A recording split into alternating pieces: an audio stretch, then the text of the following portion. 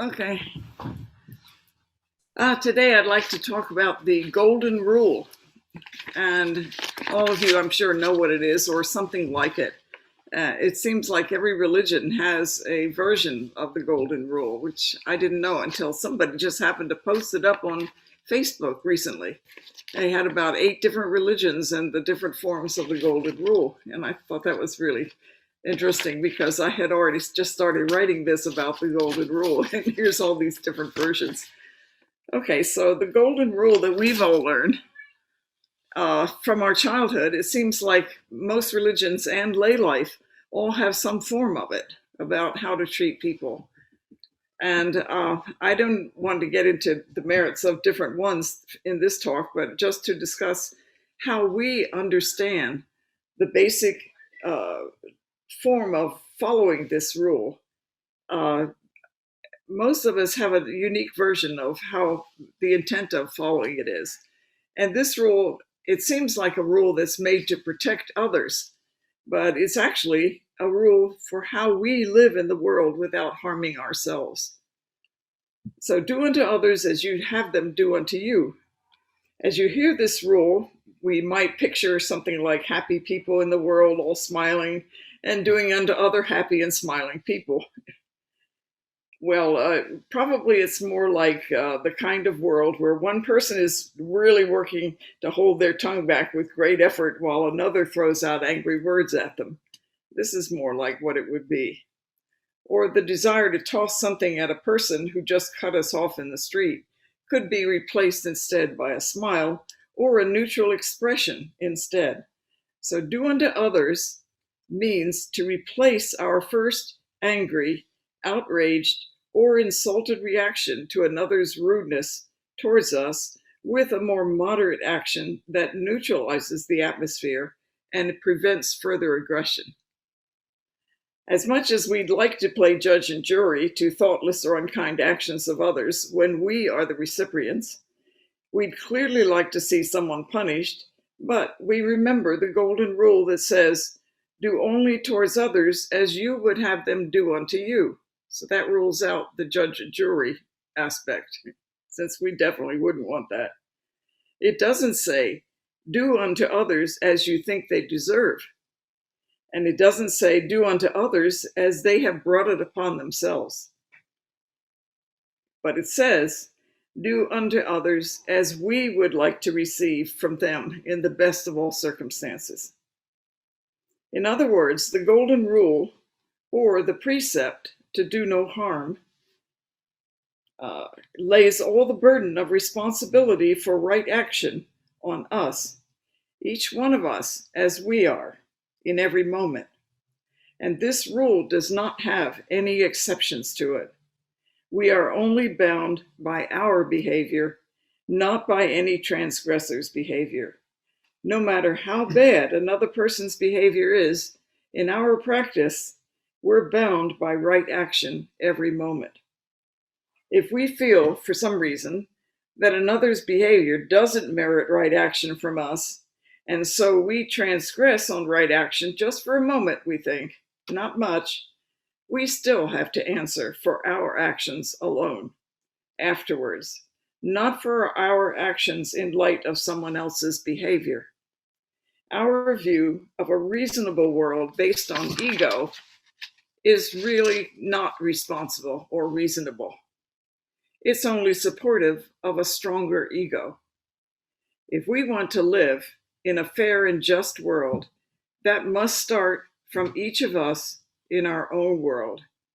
And besides, if we behave badly in the face of injurious behavior from another, if we return like behavior, we meet on a battlefield of the other person's choosing, and we engage in a fight in which they may be much better. It's like being challenged to a duel at a place of their choosing, using only weapons of their choosing. So we're at a loss. But once we enter into it, it's very hard to extricate ourselves from it. Once we lose our ground to another person's bad behavior, we find ourselves ensnared in the same behavior, but we have to pay for that behavior. We don't have to pay for another person's bad behavior, but we do have to pay for our bad behavior. And probably we have a lot to clean up later when we have to answer for our part alone. I remember reading in a sutra a long time ago that the merit we accumulate in eons of time, of developing meritorious thoughts and good deeds is wiped out in one instant of expressed anger. And it makes me shiver to think how many times I did just that, and how much time I had to spend in cleaning up my own messes afterwards. In this practice, we are solely responsible for a good and safe world. How we treat others is reflected everywhere in our world. The safest way to protect ourselves is to forget about ego and practice the Eightfold Path, the means to end suffering caused by ego clinging, according to Shakyamuni Buddha. And that Eightfold Path is right understanding, right intent, right speech, right action, right livelihood, right effort, right mindfulness, and right concentration. If we can remember that whatever comes up in our field far beyond form and emptiness is our life, whether it be thoughts, emotions, or requested action, whatever we meet, it is for our life alone. It is us sitting on our lotus flower determining our world. Can you see the Buddha peeking out from an insulting or angry face, or a Buddha body obstructing you in some way? Can you see a Buddha hand lifting something precious from you, which may have been obstructing you far more than an ordinary hand might have? Can you remember to hear Buddha's speech in the sounds around you?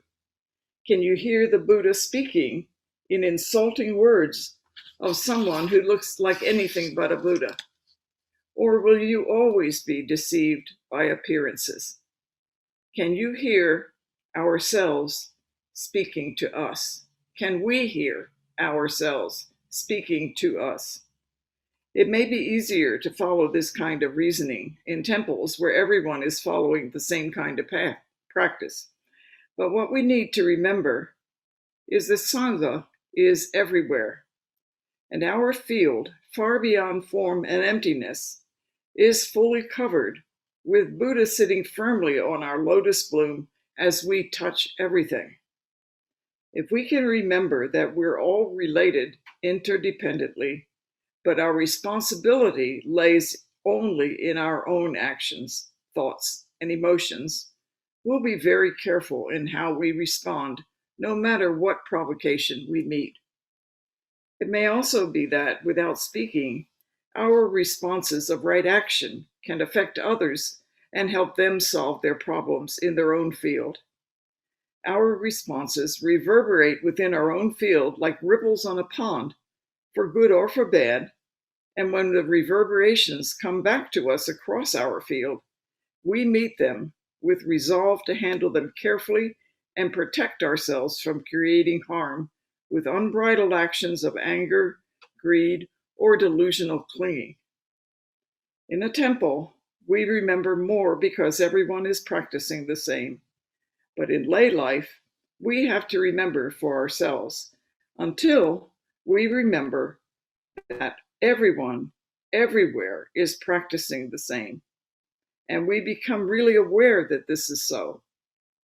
Then compassion becomes our main feeling because we have such a strong feeling when we see someone caught by their own cruel or unusual behavior and has forgotten that he or she is practicing. With the Eightfold Path, we sow seeds of right understanding within a field far beyond form and emptiness. We don't know the limits of one good deed within an unlimited field.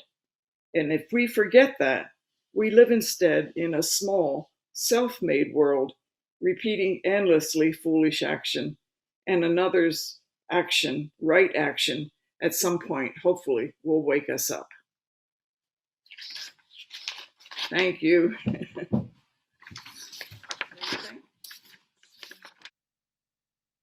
Rachel. I just remembered something that through the years I've appreciated. I mean, I chuckle over, but I in certain fraught moments um, has been a good direction. There was, I think he was 19th century. It was a Rabbi Hillel, and he's known for various little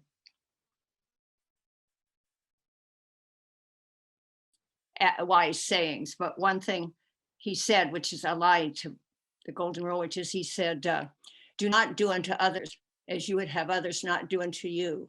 That um, is the first and primary commentary or uh, rule. All else is commentary. That's And that's like the precepts. The first one is stop doing evil. yes, The second one and is I always loved that, and I really mean it in the fraught moments. I really may not know what the right thing is to do or say, and actually half the time, the right thing will be the wrong thing in turn to half the people. But you know what? I sometimes have a very clear idea of what I wouldn't want done, and that I at least I'll do no harm by keeping my you know mind shut. But I just thought of that, and I always loved it, and it is um, goes right along with the golden rule. At least for me, it does. thank you. Who? Yes. Chris who? Oh, Burnham. Hi, Chris. Yeah. Hi. So I've had this sort of notion for a while that living the precepts is good, not only because it's well,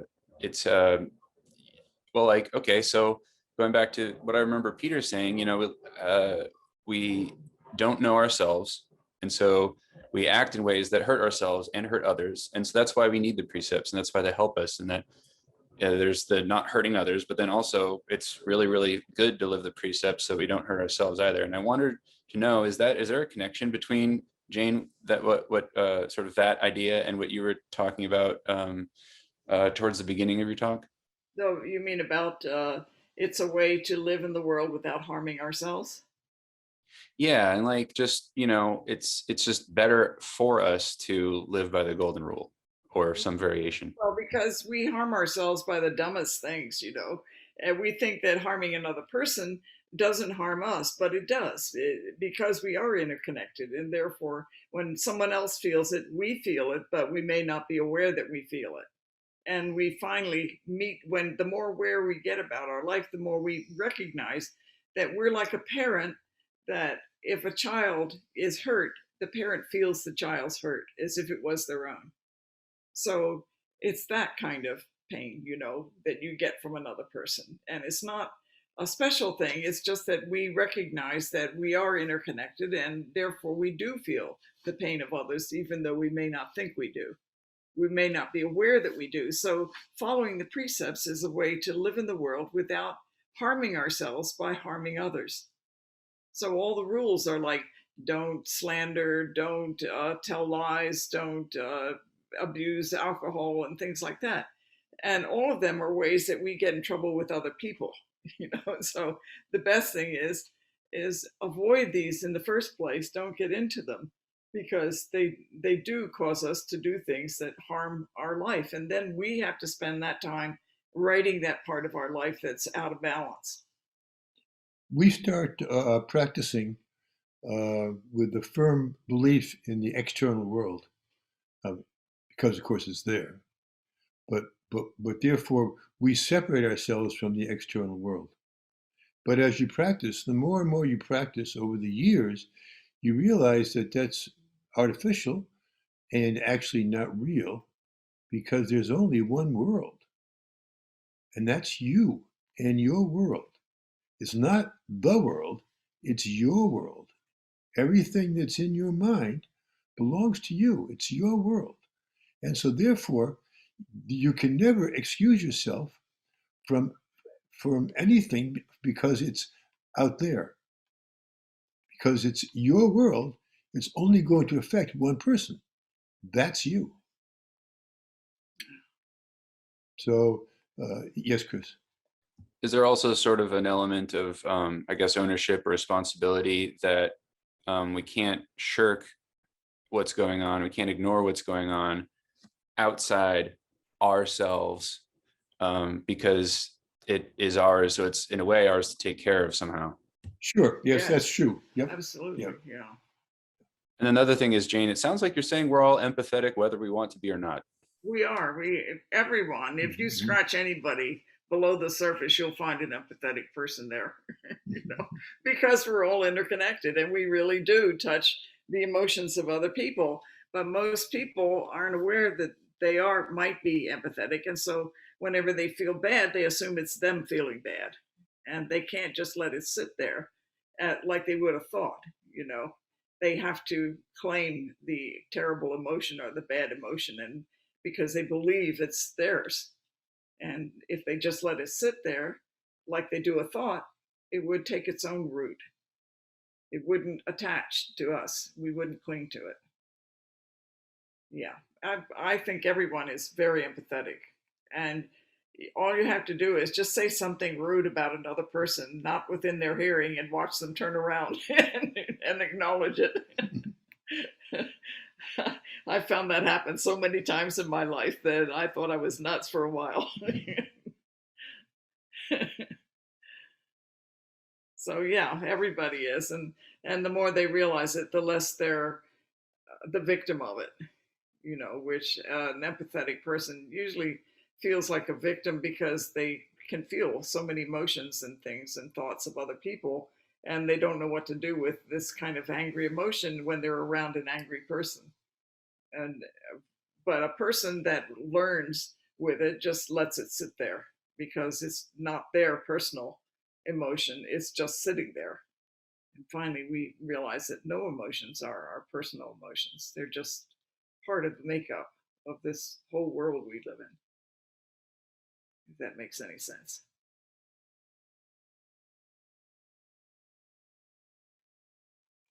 Yes, Sandy. Sandy?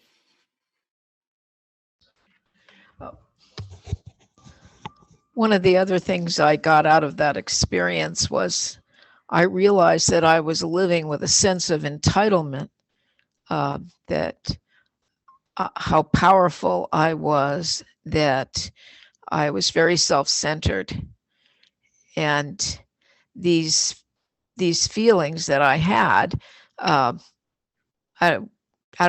of life experience or what my parents told me, I believe them wholeheartedly. So I felt empowered to wreak havoc, I guess you'd want to say.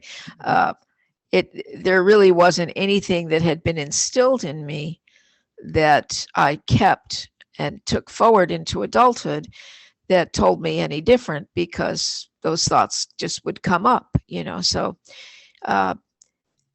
that in itself made me look at the world in a lot different manner, that I was able to see other people being no different than I was, and that maybe they could handle the world nicer, and had more compassion. But it really made me look at how close we are to other people, and that we're really no different. And it brought up the feelings of, you do what to others how you would like them to, respond to you. You treat them compassionately, and you'd like them, to treat you back the same way. And so it brought me a little closer, I should say, to my Buddhist practice, because it opened up my eyes to, I'm just not a soul person just out in the world, and I'm all alone, and I'm going to be alone forever because we're separate entities. I can't, I can't be a part of you any more than you can be a physical part of me. And it made me look at, are we really separate? We're so the same. We might not have the same thoughts, but our processes are so exactly the same that there really is very little difference between you and me, you know. So it made me feel more compassion for people. I think also we should just remember that we have the opportunity. We're one as well as many, and Hmm. as one, we are never alone. We are just one thing, and but we when as many, we have the opportunity to express a unique individuality, which we are. Each one of us is very different in our makeup and our thinking and the way we do things. We're all connected, but at the same time, we do have this opening to always express a unique individuality, and that adds the beautiful color to what we all are.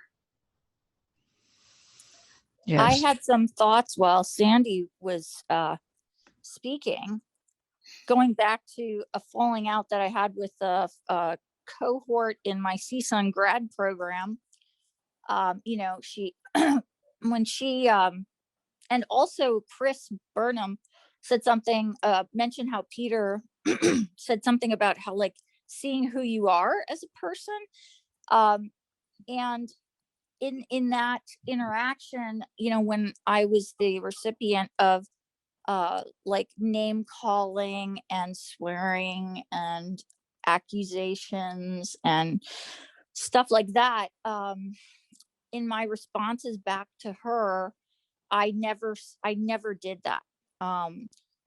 And you know, like later, this did bring me a sense of peace, like in terms of, you know, who was I in that interaction. And also, just when Sandy was speaking, I realized, like, you know, if I had reacted giving like for like, I, you know, I would have added to a lot of the suffering that she was already going through. You know, it would have been, um, you know, far from neutral. It would have just like piled on a lot of crap. Well, we've come this far, and Oh, we we have to end on a load of crap. No, wait. Let me just say one thing to Sandy. Sandy, when you mentioned that you would expect or you would like to be treated in the same way, I would say that the golden rule does not say as you would expect to be treated by the other, because most likely that won't happen in ordinary life circumstances. But as you practice, you make your own ground so firm in right practice that it can't help but affect others in some better way. Just like, you know, if you stand upright, then you give a good example to somebody somewhere. And that's not being elevated, that's just trying to be natural. That's true. I guess what I meant was not so much that that individual would respond back in the same compassion, but that I could make that little bit of change maybe in the world where, you know, that people would see my right behavior and might take something away from it, rather than, like, you know, argue or whatever back. And also I would hope that, oh God, I'm losing it, that uh, that it would make me think more about every time I open my mouth, you know, when I was in say a confrontational situation where I could learn to back down and to listen. And that was something that it's taken a while, you know, to be able to listen to some degree, you know, and to not react. But now I can look and I can see myself more in others. When someone picks an argument or starts an argument, I can see how I was that way all the time, where I responded. I remember having arguments with my mother, and they got pretty much out of hand, and I'd storm out of the house. And now I look back and I think, you know, that wasn't what I really wanted to do. I loved my mother and I didn't express it at that moment, and I'm sorry, and that's my burden now. And that's mine to, forgive myself for, because I didn't have that little bit of enlightenment to know that, she didn't, she wasn't going to live forever. Because when you're young, you think people are. And that in itself gives you a sense that allows you to be nasty or pushy or whatever. You think nothing's going to harm you and you're going to be there forever. And the people you argue with, nothing's going to happen to them. So you're not really doing any harm. And it's that attitude, that the attitude that you don't see your own mortality that allows you to do things you would normally never do if you were aware of it and aware of the shortness of life. Well, thank you, Stacey. Thank you, Sandy. You keep doing that. I'm Well, stop looking like Stacy. I don't look like Stacy. I've gained 20 pounds. Well, she may have too. For all we know, she won't be here for that reason. Well, thank you. We have to cut it off now. Yeah. Okay. Thank Yeah. you so much. Yeah, okay. Okay.